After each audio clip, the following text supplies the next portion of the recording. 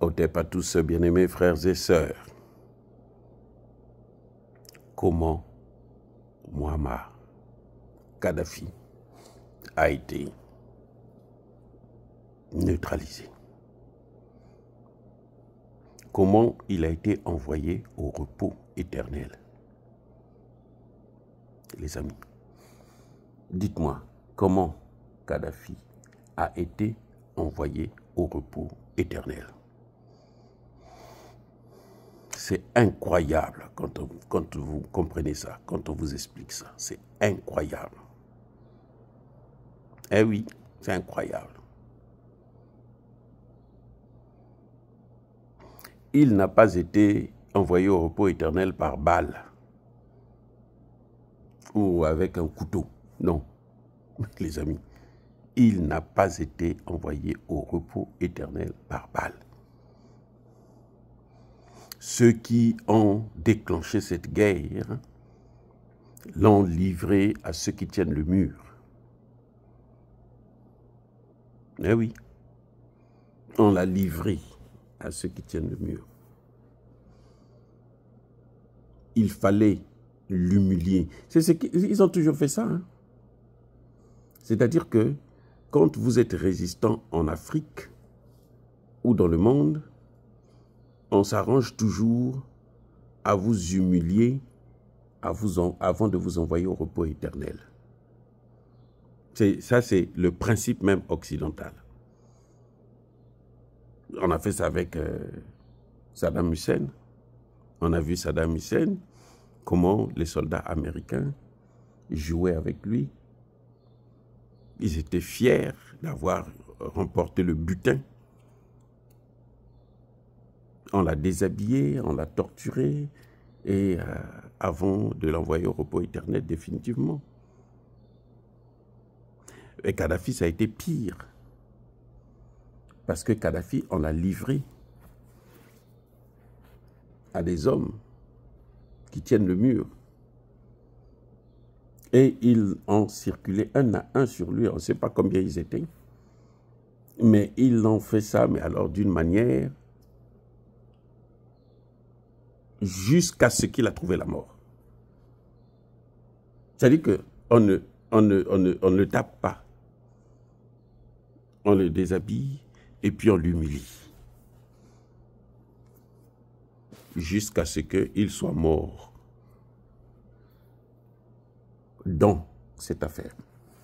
Les amis, Kadhafi a été envoyé au repos éternel d'une manière spectaculaire, pour reprendre le mot de Donald Trump, qui aime bien ce genre de choses, la violence et je sais pas moi, la domination, qui aime bien.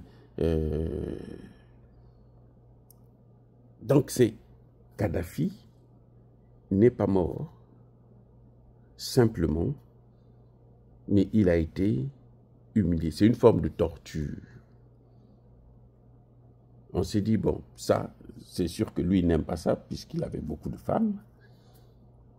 Donc, lui, on va l'humilier en lui faisant ça. Et le gars a même demandé, il dit, ne me faites pas ça, tuez-moi seulement. Envoyez-moi au repos éternel avec par balle et autres, et puis c'est tout. Ils ont dit non, justement, nous, on veut d'abord on veut t'humilier et on va t'envoyer au repos éternel par cette méthode. C'est du jamais vu. Si c'était une armée africaine qui avait fait ça, mon Dieu, jusqu'à aujourd'hui, les gens allaient en parler. Et ça, vous n'allez pas entendre parler de ça sur les chaînes occidentales. Jamais. Ils ne vont jamais vous parler de ça. Comment on l'a envoyé au repos éternel? C'est incroyable qu'on puisse torturer quelqu'un comme ça jusqu'à la mort. Mes amis, quand on sait qu'ils ont d'abord rétabli les relations avec lui, ils ont coopéré avec lui, ils l'ont mis en confiance, et Kadhafi a tout lâché. Il a tout lâché. Il a dédommagé les victimes, hein, parce que ce sont eux qui l'ont accusé. Hein. Il n'a jamais été devant un tribunal. Ils l'ont accusé. Et les institutions internationales l'ont soutenu. Parce que eux, quand ils donnent quelque chose, les institutions internationales viennent pour supporter la thèse qu'eux, ils ont dit, pour supporter le programme, le plan qu'eux, ils ont mis en œuvre.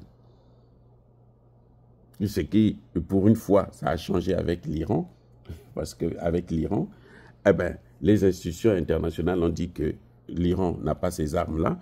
Ils ont dit, on s'en fout de vous. Maintenant, mettez-vous de côté. C'est nous qui faisons ce que nous voulons. C'est nous qui avions décidé. Nous avons vu ça. Vous, vous n'avez rien vu. Mais nous, nous avons vu. Taisez-vous. C'est eux. Et donc, quand Kadhafi a négocié avec eux, eh bien, qu'est-ce qui lui est arrivé? Le résultat est là. En fait, quand vous regardez très bien, on arrive à la conclusion que tous ceux qui négocient avec eux, eh bien, se retrouvent après sous la terre. Tous. Il n'y a pas un seul. Tu négocies avec eux, tu les sers, tu travailles pour eux, tu finiras comme ça. Eh oui. Regardez Savimbi en Afrique. Mais Laurent Gbagbo a eu la chance, il a négocié avec eux aussi. Laurent Gbagbo a financé la campagne de Jacques Chirac.